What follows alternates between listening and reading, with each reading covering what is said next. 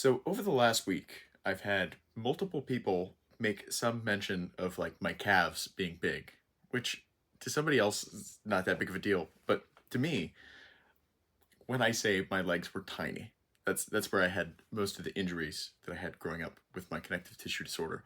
And I had like seventh grade girl legs for such a long time. It was awful. And still in my brain, I can't quite like see my legs as being decent size now. They're definitely not huge, but it's just been weird getting that external feedback of where I'm like having this change of identity that is taking place where I'm really big on taking things that were previously weaknesses of mine and turning them into strengths. And so again, it's not like I have massive jack calves now, but just that people are noticing, which is kind of cool. And I still see how much room there is to improve on from here.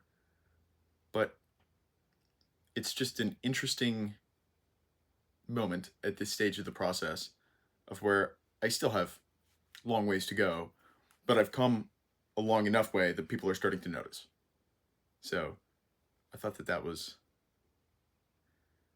something that I should document and not take for granted. And again, in the grand scheme of things, it's relatively trivial, but it was really cool to me. Because one is a fluke, but when a few people are observing it, then that feels really cool.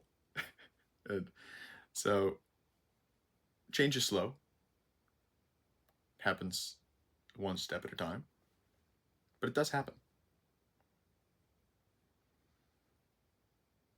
So I want you to take today's 100-day challenge video. Think about what's one of your existing insecurities that you might be able to address, and then start addressing it. And don't predicate it on getting any external feedback or recognition from anybody else, because chances are you're not going to, at least for a very long time. But then when it starts to happen, you can remember the note that you made today